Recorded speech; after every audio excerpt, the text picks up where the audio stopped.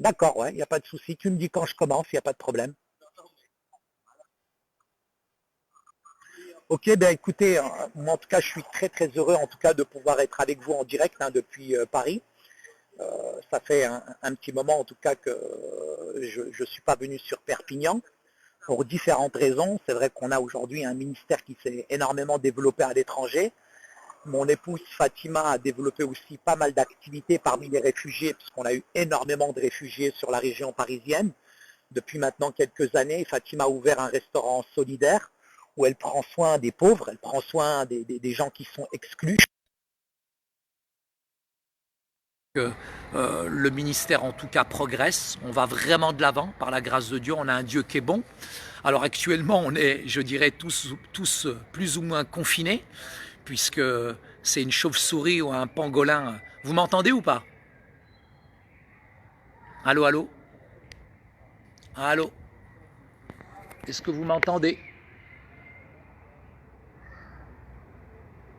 Est-ce que tu m'entends? Allô?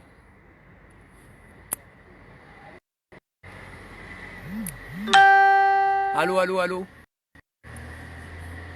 Allô, ouais, est-ce que vous m'entendez? Pardon, j'ai l'impression que j'avais plus de son. Allô? Allô, allô?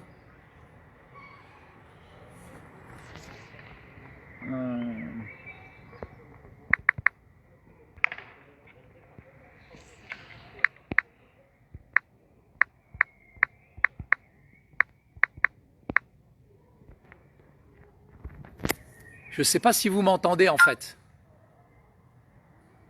Vous m'entendez en fait. Oui, comme je disais, en fait, on est face à cette pandémie, cette calamité qui aujourd'hui, je dirais, a arrêté plus de la moitié du monde. Et ce qui me revient, en tout cas personnellement, assez souvent, c'est cette parole du Christ qui nous dit, quand le Fils de l'homme reviendra, trouvera-t-il la foi? Il n'a pas dit la puissance, il n'a pas dit l'autorité, il n'a pas dit l'unité. Et moi, ce qui m'inquiète énormément aujourd'hui, c'est qu'aujourd'hui, on ne sait pas à quel moment les églises, en tout cas, vont réouvrir. J'ai une réunion politique dans une heure où on parle aujourd'hui d'une réouverture des églises, en tout cas, peut-être début septembre, avec certaines restrictions, etc. Et je me dis, mais comment nous allons retrouver l'état des chrétiens finalement dans quelques mois? Ce qui est intéressant dans cette période de confinement, parce qu'il y a du positif, il y a du bon, c'est que pendant des années, on a enseigné religieusement nos chrétiens à dépendre des églises, des pasteurs. On est sous perfusion quelque part, mais on n'a pas appris aux gens finalement à devenir des disciples. Et qu'est-ce que c'est qu'un disciple? Un disciple, c'est quelqu'un qui suit son maître, c'est quelqu'un qui est nourri, c'est quelqu'un qui dépend de Dieu, c'est quelqu'un qui est dépendant du Saint-Esprit. Mais je suis face à une réalité aujourd'hui, c'est que je suis face à des chrétiens qui sont complètement perdus dès qu'il n'y a pas d'église, dès qu'il n'y a pas de pasteur, dès qu'il n'y a pas le petit morceau de pain avec la petite coupe de vin. J'ai l'impression que les chrétiens sont déstabilisés. Et moi, ce qui me chagrine le plus, en tout cas, c'est que je suis face à des gens qui sont confinés, mais spirituellement dans leur esprit. Et il faut qu'on se déconfine spirituellement parce qu'on a un grand Dieu et notre Dieu est grand, notre Dieu est puissant, notre Dieu, il n'a pas changé. Même si la terre, elle s'arrête, même si le monde s'arrête, la puissance du Saint-Esprit, on est toujours connecté, on est déconfiné avec la puissance de Jésus. Ce que je comprends pas aujourd'hui, c'est que je suis face à des chrétiens qui sont vite déstabilisés, vite découragés, parce que finalement, ils n'ont plus de connexion avec l'Église, ils n'ont plus de connexion avec leur pasteur. Donc, c'est très intéressant cette période parce qu'elle nous permet de revenir aux choses simples, à l'essentiel, et elle nous amène aussi à avoir beaucoup d'humilité. Là, c'est pas une question de se comparer les ministères. On est aujourd'hui dans une société sur Internet avec les réseaux sociaux où on compare les pasteurs, on compare les ministères. C'est celui qui brille le plus, c'est celui qui se montre le plus. Mais là, on est tous quasiment au même stade. J'ai la chance d'être en connexion avec des grands pasteurs aujourd'hui dans le monde, mais particulièrement en France, des pasteurs qui gèrent 10 000 membres dans une église, des gens qui gèrent 4 000 et ce que j'aime là, c'est qu'on est tous au même stade, on est tous au même niveau. Et ce qui est important pour nous, c'est de lever véritablement les yeux vers le ciel. D'où me vient le secours? Le secours me vient que de l'Éternel. D'où me vient le secours. Il est l'Éternel des armées. Il est au-dessus de la politique. Il est au-dessus de l'économie. Il est au-dessus de ces grands puissants du monde aujourd'hui. Des pestes, il y en a eu. Il y a eu toutes sortes de problématiques. La France a traversé tellement d'épidémies, tellement de guerres, etc. Mais qu'aujourd'hui, finalement, il suffit qu'une toute petite épidémie de cette hauteur-là, finalement, paralyse les chrétiens. Moi, je vous demande véritablement de revenir à l'essentiel. Je ne suis pas dirigé par la peur, je ne vis pas par la peur, je ne vis pas par la panique, je ne vis pas par la crainte, je vis avec une seule chose, c'est la foi. J'étais dans l'avion en Corée, puisque je suis allé en Corée au mois de février, et quand j'arrive à l'aéroport, je rentre dans l'avion, c'est un Airbus A380, je vois tous les Coréens avec les masques, et moi, je comprenais pas ce qui se passait, j'ai éternué, ils se sont tous sauvés, tous les Coréens, tous les Chinois, ils se sont sauvés dans l'aéroport. Un Arabe qui éternue à l'aéroport, c'est fini. Encore heureusement que j'ai pas crié Allahu Akbar et que j'ai éternué, parce que j'aurais trouvé personne à l'aéroport de Charles de Gaulle Terminal 2.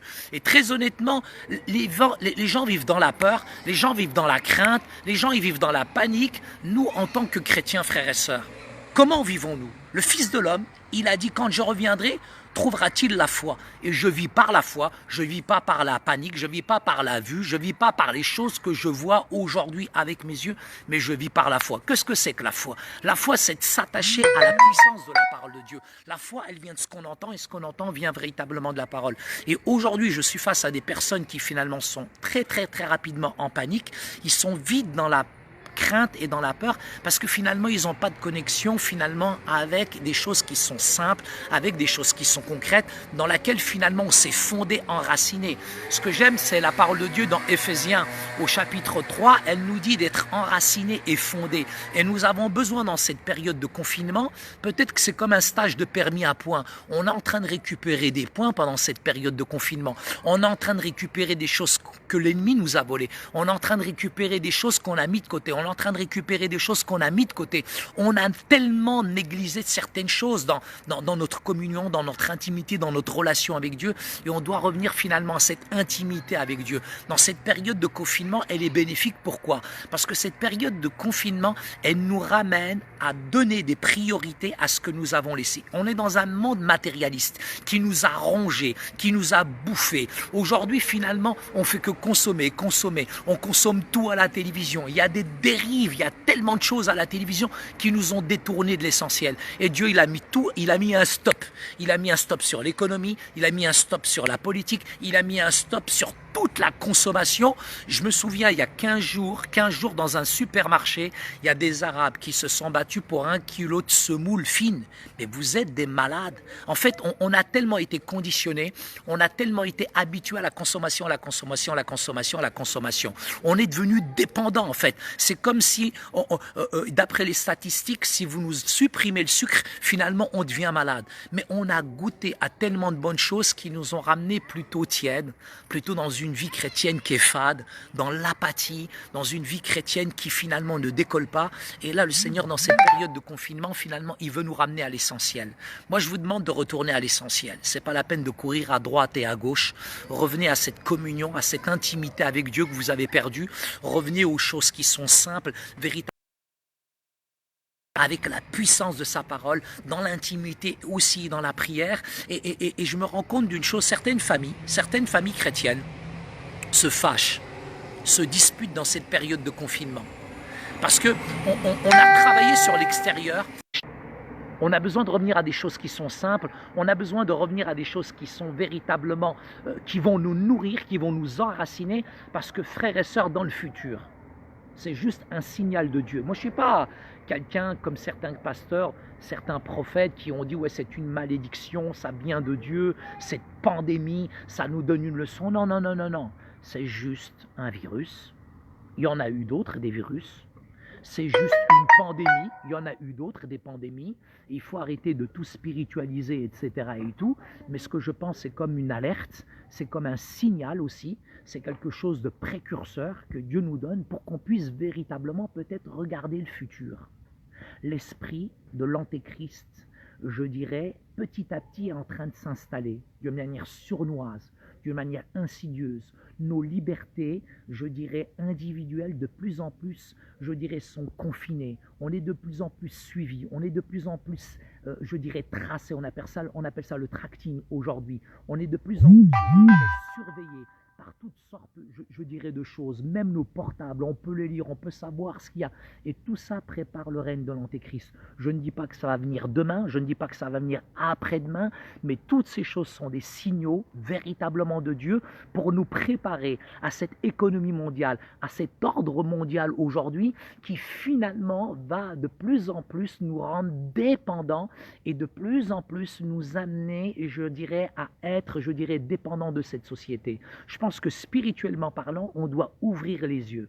Spirituellement parlant, on doit ouvrir notre cœur. Spirituellement parlant, on doit être connecté avec le ciel parce que Dieu est en train d'envoyer des signaux à cette terre. Vous avez fatigué le monde, vous avez fatigué la terre, vous avez abusé de l'humanité, vous avez abusé, vous vous plaignez le ventre plein. On se plaint le ventre plein. On en a plein la bouche, on va encore au supermarché. Vous avez trop, vous mangez trop, vous bouffez trop. Et même spirituellement parlant, vous avez les meilleurs messages, vous avez les meilleures missions, vous avez les meilleurs prédicateurs, vous avez tout sur Internet. Eh bien, il a dit stop, stop. Revenez aux choses simples, revenez aux choses essentielles, revenez à cette simplicité de l'évangile et connectez-vous véritablement à ce que lui véritablement a donné. Il a donné des choses importantes, il a donné des choses essentielles, il a donné des choses simples. Il faut reconnecter avec ces choses-là.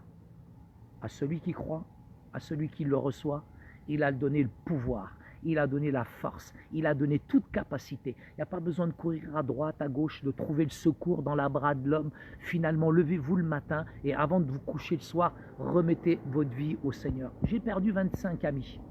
Là, dans ce cadre de cette famine, de cette calamité, j'ai perdu 3 amis pasteurs. 3 amis pasteurs. Un ami pasteur qui est décédé la semaine dernière, il avait 31 ans. Ça me déchire le cœur. J'ai pas de... Face à mes questions, j'ai pas de réponse. Mais il pleut sur tout le monde. Quand il y a une tempête, la tempête, elle est sur tout le monde. Mais je me pose la question, mais Seigneur, pourquoi il est parti? Pourquoi il est parti? Ce jeune pasteur de 31 ans, marié avec un enfant, ça me tue, ça me brise, ça me ronge. Je vais à l'enterrement mardi prochain. Son père, c'est le pasteur principal, c'est le pasteur senior, c'est le pasteur Bruno. Il perd son fils, Brice, qui a 31 ans. Et je me dis, mais Seigneur, je ne comprends pas, je ne sais pas. Seigneur, je ne comprends pas, je ne sais pas. Mais Seigneur, je veux me tourner vers toi. Seigneur, d'où me vient le secours? Le secours me vient de l'Éternel. C'est l'Éternel des armées. Tout ce que Dieu fait, tout ce que Dieu fait, tout ce que Dieu entreprend, tôt ou tard, j'aurai des réponses quand j'aurai dans le ciel, en tout cas. Je voudrais juste, en tout cas, vous encourager, vous bénir. Parce que Dieu est en train de lever une armée. Il y a eu des Moïse, mais Moïse, il n'est pas rentré dans la terre promise. Et vous savez pourquoi? Il y a beaucoup d'Égyptiens qui ne sont pas rentrés dans la terre promise. Il y a beaucoup de chrétiens qui ne vont jamais rentrer dans la terre promise. Que celui qui s'éclate encore aujourd'hui. Que celui qui veut être sérieux, qui soit sérieux aujourd'hui. Que celui qui véritablement est conscient finalement de la situation dans laquelle on est aujourd'hui, réalise et lit les temps dans lesquels nous sommes, qui sont véritablement précurseurs. Dieu est en train de nous parler. Il y en a qui rentreront jamais dans le Canaan, jamais dans la terre promise spirituellement parlant, parce qu'ils sont encore attachés aux choses anciennes qui sont là. Dieu veut lever des frères et sœurs, Dieu veut lever une armée, Dieu veut lever des Josué qui vont véritablement traverser le Jourdain spirituellement parlant, qui vont poser un acte, qui vont poser une pierre et qui vont rentrer dans le pays promis.